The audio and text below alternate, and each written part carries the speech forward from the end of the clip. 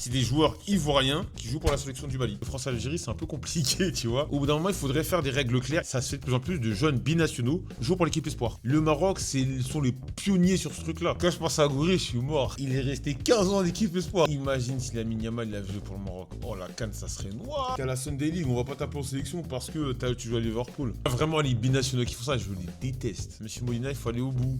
Il faut arrêter d'avoir peur des... Il faut commencer à donner des noms, monsieur Molina. Il faut arrêter d'avoir peur des mises en demeure. Come on, gangster. Let's get back to the grove.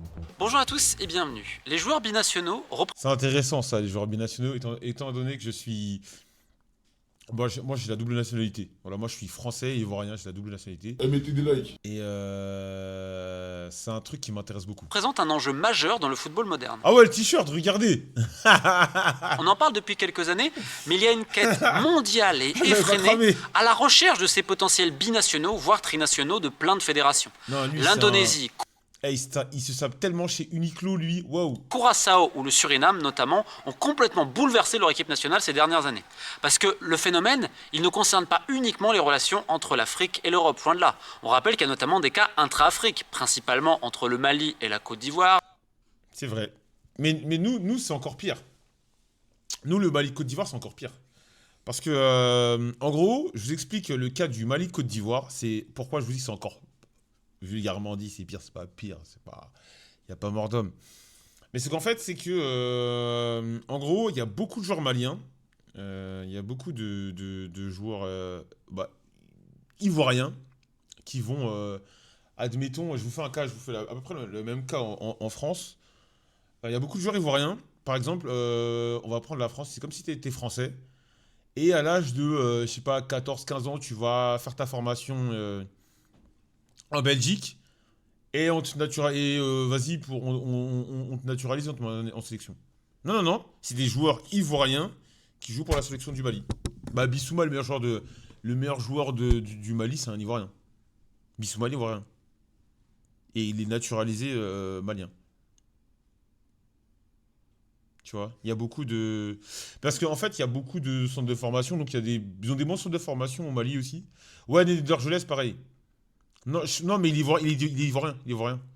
Mais pourquoi les Ivoiriens vont se faire former au Mali? Bah, parce que t'as pas forcément ta chance en Côte d'Ivoire. Comme les Dorgelès et tout. Non, c'est pas un problème, c'est un grand mot quand je te dis. Nous, y a pas de... Bissouma, quand même, en Côte d'Ivoire, bon, je sais qu'il y en a, par exemple, en Algérie, peut-être ils le vivent mal, un mec comme Cherki. Mais nous, en Côte d'Ivoire, Bissouma, il est accueilli comme un roi. Quand Bissouma, il vient... Après, nous, c'est peut-être parce que... la Côte d'Ivoire et le Mali, on a des bons rapports. Les deux pays, on a des bons rapports. Les deux pays ont plutôt des bons rapports, tu vois. Il n'y a pas de haine. Tu vois, moi, dans ma famille, j'ai des cousins maliens. J'ai des cousins avec son malien et tout, tu vois, il n'y a pas trop de... Voilà. Bissouma aurait eu sa place dans votre milieu, en vrai. Ouais, je pense. Je pense que Bissouma aurait eu sa place. Alors que France-Algérie, c'est un peu compliqué, tu vois. France-Algérie, il y a tout un passif. Donc moi... Après, moi, bon, après, j'aime pas, faut pas non plus partir dans des délires, insulter, tout ça. Mais moi, je comprends les gens frustrés par les binationaux. C'est-à-dire, il y a beaucoup de... Moi, ça m'énerve clairement les binationaux, tu sais, qui sont... Ouais, moi, je sais pas, blablabla, et blablabla. Et puis, ils se réveillent à 27 ans, zéro sélection d'équipe de France. Ah bah moi, je vais jouer pour le Congo, le Mali, le tel pays. Puis derrière, ils vont jouer... la fierté nationale, oui, mais moi, je trouve ça m'énerve. Moi, ça m'énerve.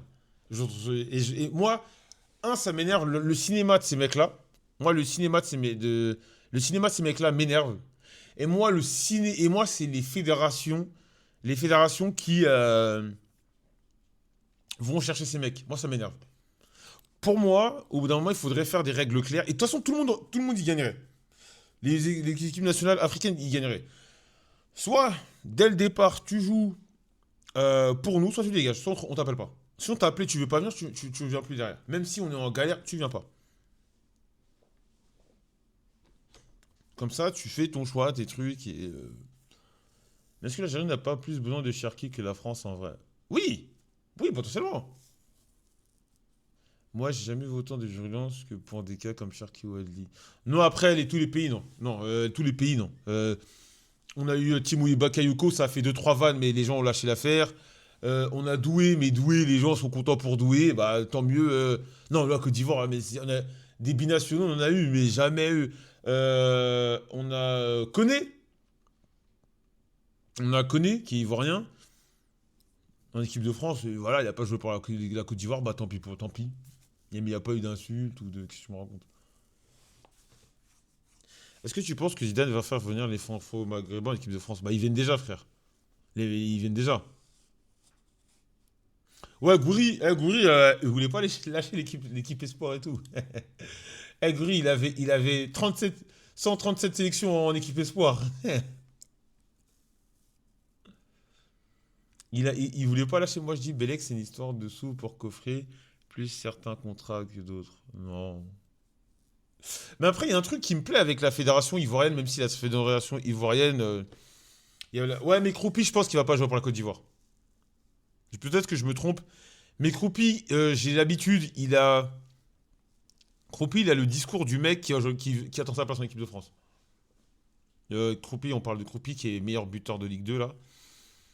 Et il a clairement pour moi le discours du mec qui attend l'équipe de France. C'est ouais, mais blablabla. Lino Yoro, il peut jouer pour la Côte d'Ivoire, mais il va pas jouer, je pense. Tu vois, Lino Yoro, il va attendre l'équipe de France. Tu vois. Et puis, au-delà de ça, bon, ça serait cool d'avoir, tu sais, Moi, j'aurais aimé que la Côte d'Ivoire ait Doué, Wesley Fofana et tout. Mais en vrai, la Côte d'Ivoire, malgré tout, la Côte d'Ivoire a un très bon vivier de joueurs ivoiriens et de plus en plus de jeunes binationaux. Et ça, c'est une nouveauté. Ça doit faire 3-4 ans, mais ça se fait de plus en plus de jeunes binationaux jouant pour l'équipe Espoir. C'est un truc qui se faisait pas. Les mecs arrivaient binationaux et attendaient d'être jouant en sélection d'équipe Ouais, et ben voilà, par exemple, Guela Doué, le frère de Désiré Doué, a joué pour l'équipe Espoir avant de jouer pour l'équipe de Côte d'Ivoire. Tu vois, de plus en plus. Donc, c'est lourd. C'est lourd. Et je trouve ça vraiment cool qu'on ait de plus en plus. Même la Côte d'Ivoire, c'est bien, on a de plus en plus. Bon, on a perdu tout à l'heure. La Côte d'Ivoire, on a perdu 3-0 contre les Pays-Bas, l'équipe Espoir. Mais on a de plus en plus de jeunes joueurs prometteurs qui jouent. Ouais, mais le Maroc, c'est un exemple. Le Maroc, c'est l'un des pionniers sur ce game-là. Et regarde, ils ont eu une super fusion à la dernière Coupe du Monde. Le Maroc, sont les pionniers sur ce truc-là. Je suis hollandais, mais je m'en fous, je veux jouer pour mon pays. Le Maroc, voilà. Ce sont les pionniers sur ces trucs-là. Et j'espère que le reste de l'Afrique va suivre. Parce que pourquoi inconsciemment je suis plus pour l'équipe africaine? Parce que la France, elle a tellement de joueurs forts que voilà, t'as envie que le petit, entre guillemets, la Côte d'Ivoire, et aussi puisse briller aussi. Et je pense que si un mec comme Doué jouait pas pour l'équipe de France, l'équipe de France ne serait pas forcément pénalisée parce que derrière, tu avais énormément de profils qui pouvaient faire l'affaire. Là où la Côte d'Ivoire, un mec comme Doué, il n'a pas 45 000. Non, c'est pas une question de vendu, c'est une question de goût et de choix, tout simplement. Le Sénégal ou la Mauritanie, et qu'on a même un autre principe qui consiste à la naturalisation. Prenez par exemple l'équipe de Djibouti qui présente un attaquant du Nigeria originellement et notamment du Ghana, et que dire des Émirats Arabes Unis qui ont aujourd'hui un effectif avec une dizaine de joueurs sud-américains. Mais ce qui nous intéresse aujourd'hui, c'est bien évidemment le cas Ryan Cherki, qui est un peu le symbole de cette course effrénée et surtout de tous les jeux de communication qu'il peut avoir derrière. Parce que on l'a bien vu ces dernières années, principalement entre la France, voire la Belgique, un petit peu l'Espagne et certains pays d'origine de ces joueurs-là, ça peut être le Maroc ou l'Algérie, voire la Tunisie dans le cas d'Hannibal Mejbri, il y a eu des joueurs qui ont décidé un petit peu plus vite. On peut penser à Ben Seguir, bien évidemment, pour le Maroc, mais pas que. Or, en Algérie, il y a eu les cas de Bouanani, Ketanis, Maza, en Allemagne, ou Chircha, je dois peut-être mal le prononcer, au Danemark. Et il y avait Ryan Cherki, où on rappelle les contacts dataient déjà depuis 2019. 5 à 6 ans de contacts plus ou moins réguliers avec l'Algérie, et surtout un jeu du chat et de la souris, des réseaux sociaux, des influenceurs et de la communication, qui représente un peu tout ce qui va mal dans le football, avec encore une fois une clé, l'entourage décide d'énormément de choses dans une carrière. Pour rappel, le joueur a expliqué publiquement qu'il n'avait pas eu de contact direct avec l'Algérie ou l'Italie, puisque potentiellement il aurait également pu jouer pour la Squadra.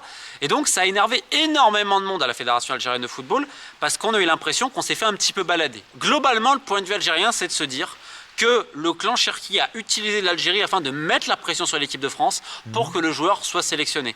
Parce que comme on le dit, ça a dépassé le poker menteur. On va recontextualiser pour que tout le monde comprenne. Donc 2019 déjà, ça il l'avait expliqué, son papa a rencontré notamment Jamel Belmadi et Mehdi Gana, donc une connaissance de Jamel Belmadi, qui était vice-président je crois de Vanvelin ou Vénissieux, enfin en tout cas un club de la région lyonnaise.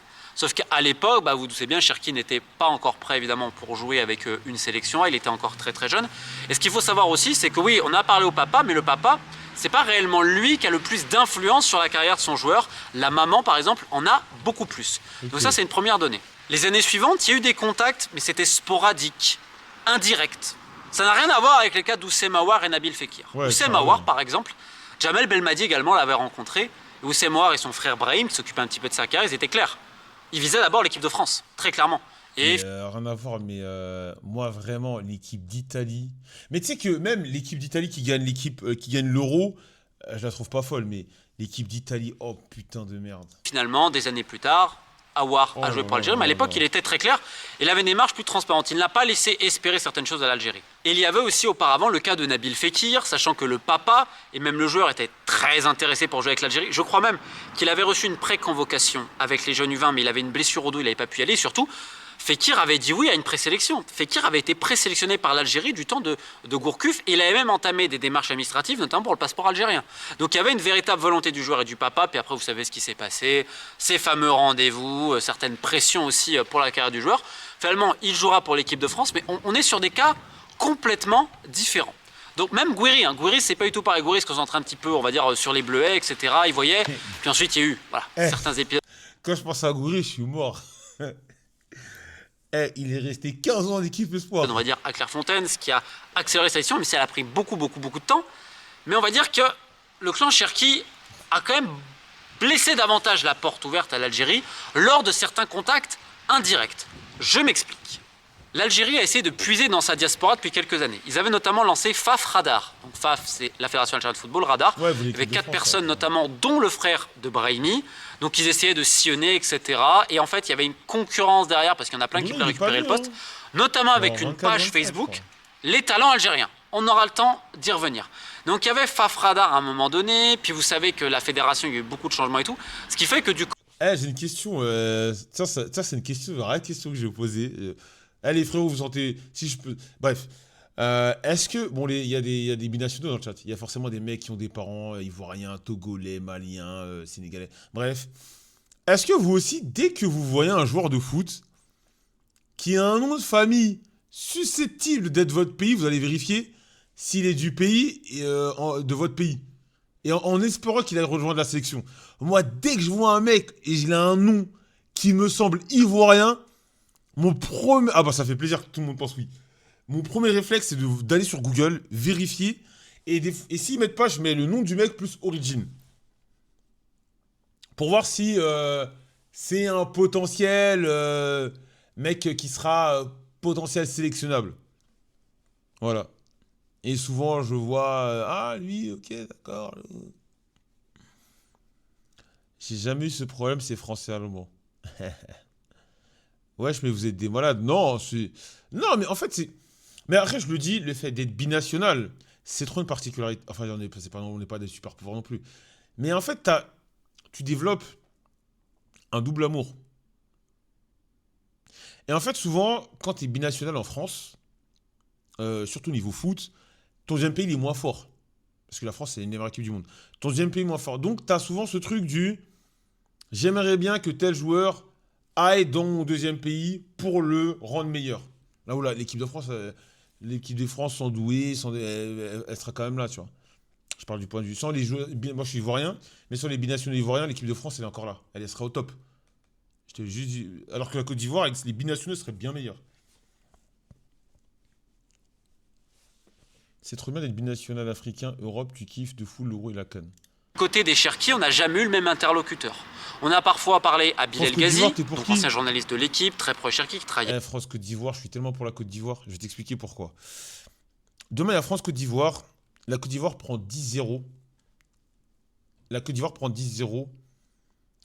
Les gens vont se tourner vers moi. Ah, vous avez pris 10-0, blablabla. Parce que t'es ramené à ton pays d'origine, tu vois. Moi, je suis d'origine ivoirienne. Ah, mais vous avez pris 10-0 là. Par contre, la Côte d'Ivoire gagne 10-0.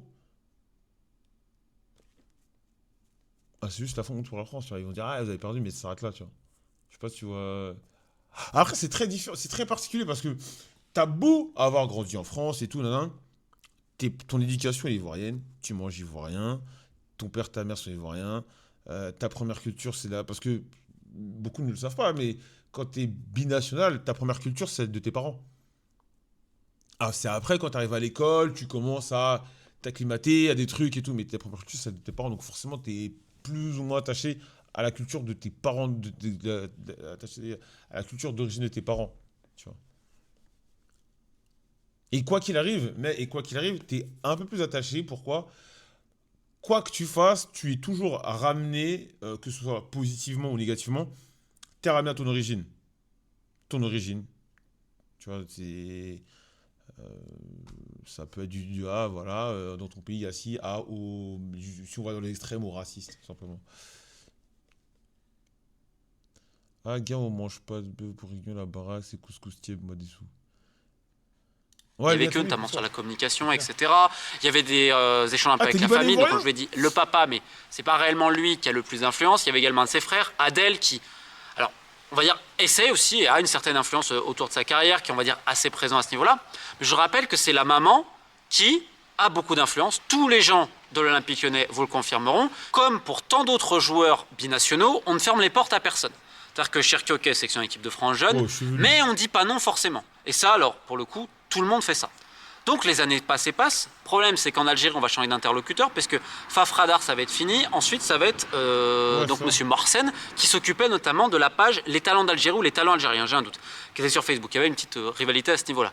Donc c'est notamment lui qui va insuffler quelques dossiers binationaux, notamment Chirra, donc Ah du ouais? Danemark, Je savais pas. évidemment Maza, qui est alors là pour le coup l'un des plus gros talents Impossible. prospects africains, c'est-à-dire que lui, il avait la Dans la vidéo nationalité de la allemande, FFF, il était chez les on jeunes l'a déjà allemands, vu. il a choisi de jouer pour l'Algérie très jeune, et en fait l'Algérie va promettre une sélection A à des joueurs très jeunes pour les motiver. Il y a également le cas de Bouanani qui avait commencé avec l'équipe de France jeune et qui a choisi l'Algérie très jeune, il est à Nice. Donc ça évidemment c'est des joueurs très importants, notamment Maza, pour le coup c'est peut-être l'un des plus gros prospects, je le répète, du continent. Et puis derrière vous avez plein d'autres choses, pour bien comprendre les enjeux. C'est que attirer un gros joueur, parce que Maza, personne ne s'attendait à ce qu'il explose aussi vite et tout. Maintenant, tout le monde se dit, waouh, super. C'est aussi à remettre dans le cadre de la rivalité avec le Maroc, puisqu'en effet, le Maroc, alors vous avez eu Brahim, bien évidemment, Ben Seguir qui a fait le choix quand même assez jeune de jouer pour le Maroc. Ouais. On sait qu'ils sont en négociation pour Boadi de Lille, on verra ce que ça va donner. Mais le Maroc est très bien organisé, Mais notamment des c'est ce que je dis. Mais moi, c'est ce que je dis. J'envie tellement le Maroc. Mais après, je pense que c'est une question de mentalité, au-delà même de la fédération et tout. Les Marocains, mais déjà, les précurseurs de ce truc-là, c'est les Hollandais. Les Hollandais, je sais pas ce qui se passe dans leur pays, aux Pays-Bas. Les Hollandais direct qu'ils allaient jouer pour le Maroc. nationaux. Il y a plein de scouts. Ils font également une cartographie même de l'entourage des joueurs, etc. Le Maroc travaille très très bien à ce niveau-là, avec l'implication du président Fawzi Legja. Ils avaient même tenté Lamine Yamal. Et par exemple, Ouais, Lamine Yamal, alors oui, il a Lamine joué Yamal, pour ouais. l'Espagne, mais le Maroc, pour le coup, a bien fait le truc. Il y a Imagine si Lamine Yamal il avait joué pour le Maroc. Oh, la canne, ça serait un noir. rendez-vous avec Regragui. Et ce qui est quand même à noter, c'est que même si Yamal est potentiellement, voilà, il voulait dans l'Espagne, mais il a T'imagines Lamine Yamal samedi après-midi contre la Tanzanie. Oh. quand même écouté, ce qui est normal, vous C'est écoutez des matchs comme ça, tu vois, les matchs bourbés là. toujours. Donc vous regardez, ça c'est très bien fait de manière cordiale. Il y a une très bonne communication des deux côtés derrière. Et globalement, bah, tu te dis c'est normal que le Maroc essaye parce que c'est Yamal. Et il ne faut pas oublier aussi une chose, c'est que pour les opinions publiques, si admettons l'Algérie arrivait à convaincre Ryan Cherki, vous doutez bien que pour prendre la fédération, ça dit, bah quelque part il est presque assuré d'une réélection parce que les gens vont dire, oh, c'est super, ça montre que ça travaille et tout. Ouais. Souvent, ça reste sur une chose. C'est comme là tous les articles qui nous dit, non mais le PSG gagne des champions, Nasser El Khelaifi un super président. Non, parce qu'il y a l'instantanéité et on va dire, ah bah non, bah forcément. Je suis vraiment très déçu qu'il n'ait pas développé ce qu'il allait dire sur Nasser El Khelaifi là. Putain, c'est dommage. Oh là là, ça se voit, il avait des bonnes choses à nous dire. Des champions, Nasser El Khelaifi et tout. Souvent, ça reste sur une chose. C'est comme là tous les articles qui nous dit, non mais le PSG gagne des champions, Nasser El Khelaifi un super président. Non, parce qu'il y a l'instantanéité C'est dommage. et on va dire, ah bah non, bah forcément, s'il y a un gros truc dans l'équipe A, ça veut dire que tout va bien. pas Les 3 vidéos forcément, sur ça. on sait que Ah le ouais, c'est football vrai que est je beaucoup les plus avais complexe que je les cela. avais vus, je les avais vus. Donc, quand on a vu ce qui se passe avec le Maroc, l'Algérie Vous les aussi avez essaye vus. de faire, essaye de se professionnaliser un petit peu. Aujourd'hui, ils ont un fonctionnement différent. C'est-à-dire que pour les gros cas des binationaux, c'est le président Sadi qui va s'en occuper directement. Et ensuite, ça va être le coach, potentiellement Petkovic, qui va se déplacer, ça a été le cas notamment pour Gouiri, pour aller convaincre directement le joueur. Donc l'Algérie a trouvé un fonctionnement plutôt bon. Alors, encore une fois, ça a pas mal changé. Le souci, certains vous diront, c'est plus bas. On n'a pas vraiment de cartographie vis-à-vis de l'entourage. Et en fait, on n'a pas réellement de plan. On a aussi proposé rapidement Mais quand il parle de cartographie au niveau de l'entourage, qu'est-ce qu'il veut dire? Genre qu'ils vont pas assez scout les parents pour aller en sélection ou quoi? des sélections. Je comprends. En fait, son terme cartographie l'entourage, je comprends pas. C'est genre. Bonsoir. C'est genre. Il l'a dit. C'est. Si j'ai un carrière du joueur. Ok. Encore une fois, ça a pas mal changé. Le souci, certains vous diront, c'est plus bas. On n'a pas vraiment de cartographie vis-à-vis de l'entourage. Et en fait, on n'a pas réellement de plan. On a aussi proposé rapidement des sélections A à certains jeunes. Ce qui fait que maintenant, il y a notamment un binational algéro-britannique. Le papa dit, non mais attendez, lui il est en A, pourquoi pas mon fils, etc. Donc quelque part, la fédération s'est mis un petit peu en une position de faiblesse vis-à-vis de ces binationaux. Parce que c'est un peu le problème dans certaines nations africaines. Ouais, C'est que c'est comme nous en Côte d'Ivoire, on a un cas où ça discute pas mal. C'est-à-dire, ils disent ouais, mais faut l'appeler direct en équipe A pour le faire. Mais non, mais ça marche pas comme ça. Trent, putain, il s'appelle comment un latéral là. Il y a un joueur. Trent Doherty, c'est un jeune joueur de Liverpool qui a 18 ans. Et t'as plein de gens qui commencent à dire ouais, blablabla. Mais lui, il faut direct l'appeler en équipe A, frérot. Il est en équipe B de Liverpool. Pourquoi on va l'appeler en équipe? Même si on est à la Côte d'Ivoire, frérot, faut qu'on se respecte un minimum. On va pas appeler un mec qui en sélection qui, regardez, il joue à la Sunday League. T'es un petit, tu joues t'es à la Sunday League. On va pas t'appeler en sélection parce que tu joues à Liverpool. Et c'est un joueur. Il y a beaucoup de. Parce que moi, je suis beaucoup sur les forums. Ouais, bah oui, il a 0 match en pro. Faut arrêter. Il a été appelé dans les groupes et dans le groupe de Liverpool avec cette saison. Il a été appelé quelques fois. Mais même si c'est potentiellement un crack, enfin, je dis ça, si admettons c'est un crack, je pense que c'est pas bon pour la sélection. C'est pas bon pour l'image que tu renvoies de ta sélection de faire venir un mec sous prétexte que c'est peut-être un crack et on n'en est même pas sûr. Et de mettre en A un jeune joueur comme ça, juste histoire de le bloquer, tu vois, je trouve pas ça wow. qu'en fait, il y a beaucoup de binationaux, ils viennent, un par défaut, comme vous le savez, au bout d'un certain temps, ou pour l'argent. Il y a des gens qui ont pris beaucoup d'argent. Je ne rappelle pas l'histoire de Lemina, j'en ai déjà parlé, mais on peut parler de Brice Samba, où à l'époque, quelqu'un de sa famille a réclamé beaucoup d'argent à Brazzaville pour une potentielle sélection de Brice Samba. Donc, il y a toujours malheureusement de certaines de ces négociations-là, mais évidemment, publiquement, on ne va pas vous le dire. Pour revenir donc sur le cas de Cherki, il y a eu des contacts répétés. Et en fait, ce qui était assez fou, c'est que du côté de Cherki, en termes de communication, on a fait fuiter plein de choses. Ah, potentiellement, il va jouer pour l'Algérie et tout. En fait, on s'est servi de l'intérêt algérien pendant des années pour essayer de presser l'équipe de France afin de le sélectionner en disant même au cas où, attention, là il va choisir l'Algérie. Sachant que comme je vous dis, c'est ça en fait qui a été incroyable. Il n'y a jamais eu de contact réellement direct, il a raison Cherki. À un moment donné, c'est aller plus loin. On a essayé de convenir d'un rendez-vous avec le sélectionneur Vladimir Petkovic. Et finalement, c'est pas Cherki qui sera allé au rendez-vous. On a dit non, mais ça va être son responsable de la com. Donc Petkovic, en gros, il a dit non, je vais pas me déplacer si c'est pas le joueur directement. Contrairement par exemple à Lamine Yamal, même s'il allait choisir l'Espagne, il a écouté Walid Regragui, le sélectionneur marocain. Donc en fait, à la Fédération algérienne de football, on a l'impression de s'être fait un petit peu lésé parce qu'on s'est servi de l'intérêt algérien pour mettre la pression sur l'équipe de France. C'est pour ça que vous avez vu des fuites à l'époque, notamment je crois que c'était dans l'équipe où il y a quelques mois, oui, Cherki risque de choisir l'Algérie, etc., qu'on a vu des choses sur les réseaux sociaux et tout. Tout ça, ça a été orchestré. Or, dans le cas Aouar, par exemple, ça n'a jamais été le cas. Dans le cas Gouiri, ça n'a pas été le cas non plus. Alors derrière, vous avez des campagnes de communication. Mais là, autant, il n'y en a jamais eu. Avec un joueur qui n'a jamais, en effet, n'a jamais réellement parlé directement. Alors oui, il y a eu... Tu sais que les mecs... la vidéo, ça fait quoi? 9 minutes? Je viens de tilter qu'il y a une sorte de toboggan. En fait, je regardais que lui depuis tout à l'heure. Et je viens de tilter qu'on est dans une espèce de bac à sable là, avec des trucs, des toboggans. Et il a dit non, Ramolina, le background, faut vraiment aller se faire foutre PTDR. J'avais pas remarqué des dingues. Oh putain. ses contacts à mon avec le préparateur physique, d'accord. Certains joueurs comme Benrahma et tout ont essayé de le convaincre et tout. Mais il n'y a pas eu de contact direct avec le joueur. Mais avec son entourage, oui. Avec le papa, avec son frère Adel, avec son conseiller en communication. Il y a eu des contacts à ce niveau-là. Il y a même eu des rendez-vous qui avaient été pris, qui finalement ont été annulés. Donc, comme on le voit, il y a eu un certain numéro de dupe et de communication, sachant que Ryan Cherki, t'en parles à beaucoup de gens à l'OL, ils vont tous te dire, c'est un gamin attachant, etc. Alors peut-être qu'à côté, l'entourage lui a même emmené une tête, ouais, toi c'est le Real Madrid, le meilleur joueur du monde, etc. et tout.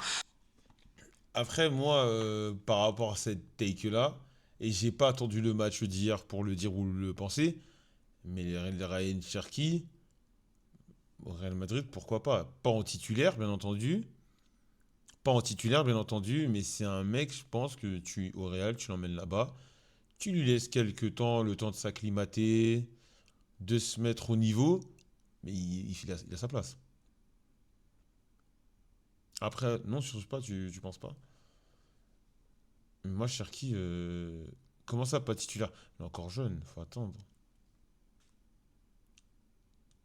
Après, vu l'état du Real Madrid, c'est vrai que j'ai encore le Real Madrid avec Toni Kroos et Modric. Dans l'état du Real actuel, il pourrait avoir sa place. À voir. Notamment dans ses jeunes années, et ça l'a pas forcément aidé à exploser peut-être plus vite. Là, il a fait une très grosse saison, il ira sans doute dans un très gros club, on lui Ouais, souhaite du le meilleur. Bellingham. Ah ouais? Et en fait aussi, il y a un autre point, c'est Mais moi, qu'on c'est n'arrête un pas de faire enfant croire aux de joueurs, ouf. non mais t'inquiète, il y a des gens en communication et autres, des entourages qui vont te dire, on va lisser ça pour que tout le monde soit content, pour gérer les frustrations. Tu peux pas. À un moment donné, il faut vraiment pour comprendre, l'Algérie, le Maroc et même pour d'autres pays, les joueurs binationaux, ça représente un truc absolument incroyable. Ça déclenche de véritables frénésies sur les réseaux. Tu peux pas contenter tout le monde. Il y a des gens qui vont être déçus.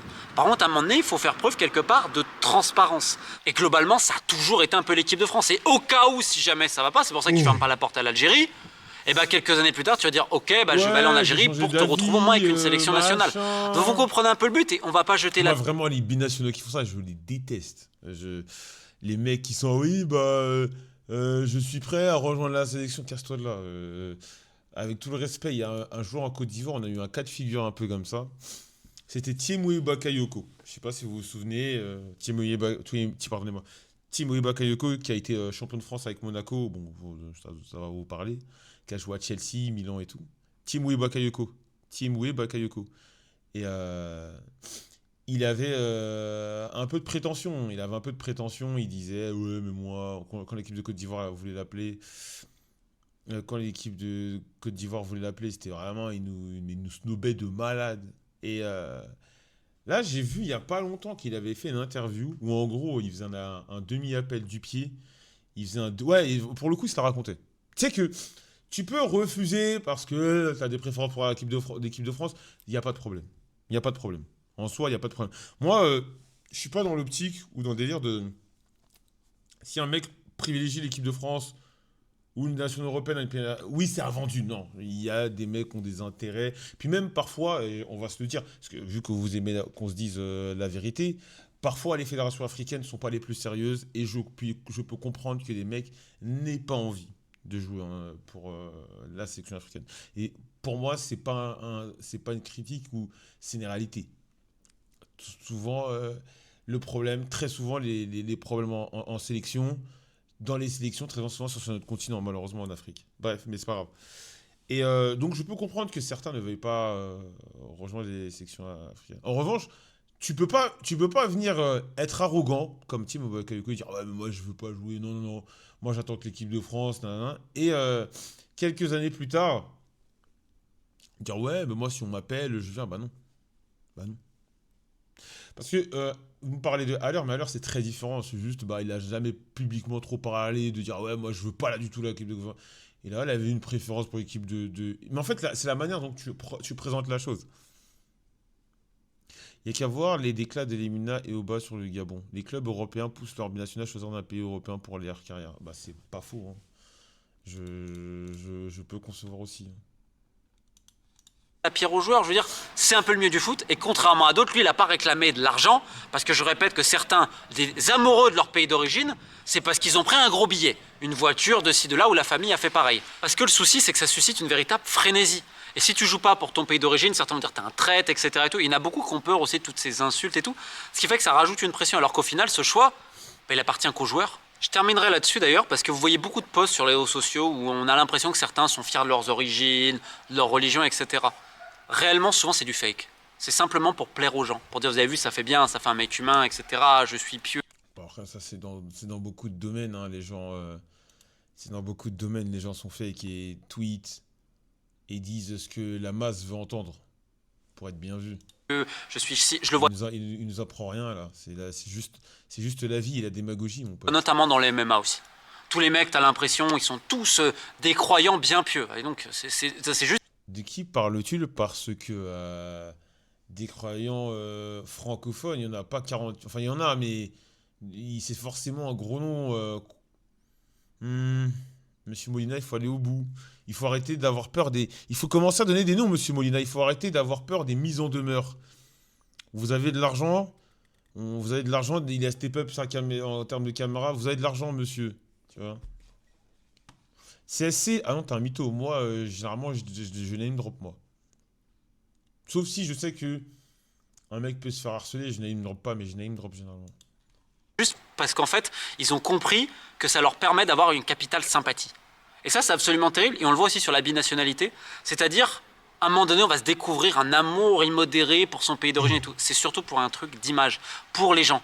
Le problème, et c'est dans la société dans laquelle on vit, c'est qu'il y a de moins en moins d'honnêteté et de transparence. Et dans le cas Cherki, malheureusement, tu sens quand même qu'il y a eu pas mal de C'est manipulations. de la pub pour des paris sportifs. Doumbé, non, je sais pas. Alors qu'au final, Moi, je vais c'est pas, pas un mauvais garçon, je le répète, le choix ne regarde que lui. Je vais Mais pas, c'est aussi expliqué commencer parce que à malheureusement mentir aujourd'hui ou on a un avis calomnier. sur tout. Je sais Et pas. ça suit de véritables frénésies, des insultes et tout, voire des menaces.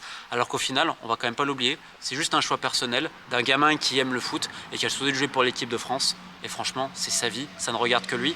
Qui est-on réellement pour porter un jugement sur quelqu'un? Bref, je pense en avoir assez dit et comme vous avez pu encore le voir, souvent on parle beaucoup des joueurs, mais on devrait davantage parler des entourages, des influences, de qui décide de quoi et on se rendra bien compte d'où sortent certaines informations. Sur ce, keep the faith. Keep the face. Bah, il était pas mal ce petit stream, les mecs. Hein. Abonnez-vous et mettez la cloche. Likez la vidéo. Continuez de mettre des likes,